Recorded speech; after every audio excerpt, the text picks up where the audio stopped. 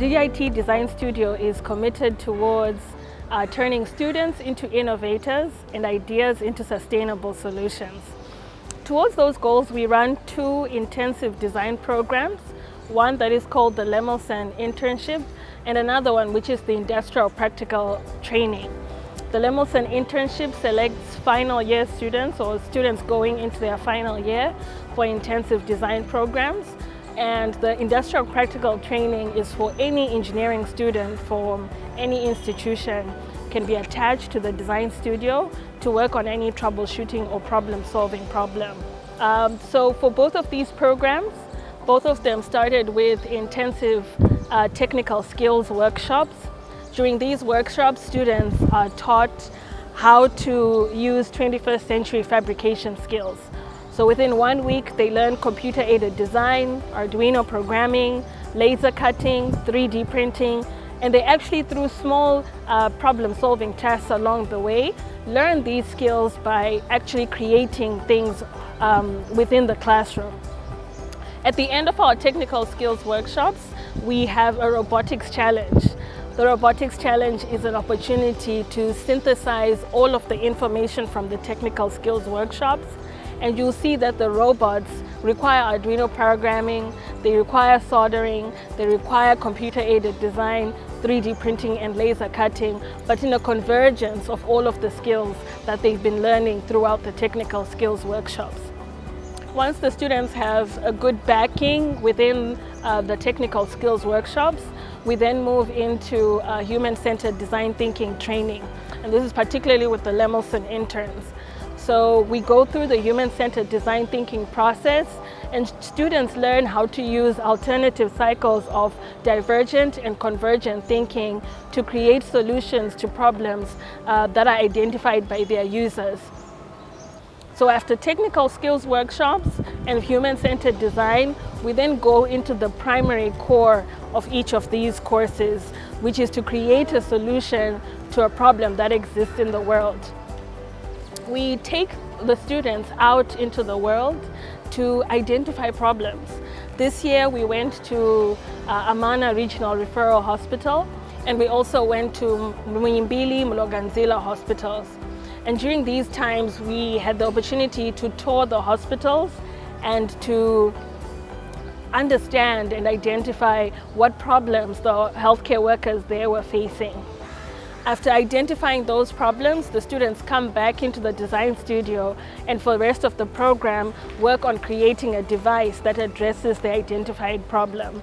And that brings us to where we are today, where our students are showcasing the devices that they have created using human-centered design thinking, empowered by the problems that they have found within local Tanzanian hospitals, and also enabled by the technical skills workshops that they have learned in order to fabricate the devices. All of that coming together into the devices you see today.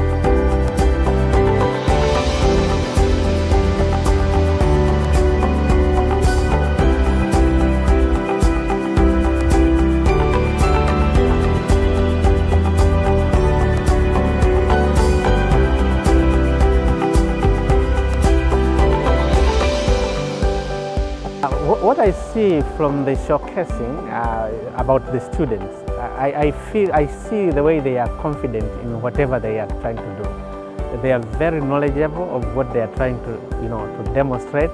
This shows that they did, a thorough research and the intensive kind of, work to make sure that they own whatever they are trying to display. So I'm happy to see that they are confident, and we are ready to take them to some exhibitions. We know that they are not going to let us down. That is what I really feel.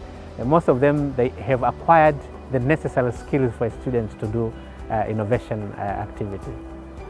They have impressed me a lot concerning their innovations, which could help us clinicians to save our babies when they get different problems, because they come with a solution at the right time, which is very localized, which is similar to our environment and the existing technology and the problems in our setting. Well, when we went to Muhimbili Mloganzila National Hospital, we found there is a problem in neonates ICU that they're getting hard times, the nurses, to measure neonates' body temperature periodically. So what we came up with a system called Yosami that will solve that problem of not taking periodically the neonate's body temperature. I've been working on a project of humidification of oxygen gas delivered to children under 28 days. And on our visit to Amana Hospital in Muhimbili Mloganzila, we noted that there was a big challenge that faced children under 28 days, which was due to the dryness of oxygen that was delivered to them. Due to dry oxygen, it leads to dry out of some of very important respiratory fluids in the respiratory path, especially for premature young children. So we thought of coming up with a device or an equipment to assist in humidifying the oxygen before it is taken to the neonates or children under 28 days. So we visited Amana and Mloganzila Hospital and other hospitals here in Tanzania. We found out that there is a challenge of storing the medical equipments, including breathing tubes, after sterilizing them. So the effect of storing the breathing tubes in normal buckets, that's what is currently being used for storing them, affects the tubes to be easily contaminated after decontaminated. So we came up with this UVC box which will store the breathing tubes and sterilize them at the same time. So it will maintain the sterility of the breathing tubes. Newborn babies die due to abnormal drop of temperature below 36.5 degrees Celsius. And this abnormal drop of temperature below 36.5 degrees Celsius is termed as hypothermia. And this occurs mostly when the premature babies or newborn baby are transported from maternity ward to neonatal intensive care unit or from one hospital to another hospital. So due to that challenge, we came up with the idea of creating a Upendo neonate transport blanket. It's efficient in maintaining it prevents the temperature loss from the baby to the surrounding and hence help to maintain the temperature of the baby and eliminate the hypothermia. Local engineers can solve problems that exist within their community, and they can solve those problems with the resources, albeit limited, but the resources that they have within the country. All of the prototypes you see today were created with a user problem in mind. They have a specific client who they are made to respond to. They are made by Tanzanian engineers using products that are available within Tanzania. So what I think and what I see within the students is ability. They are very able and capable of solving these problems.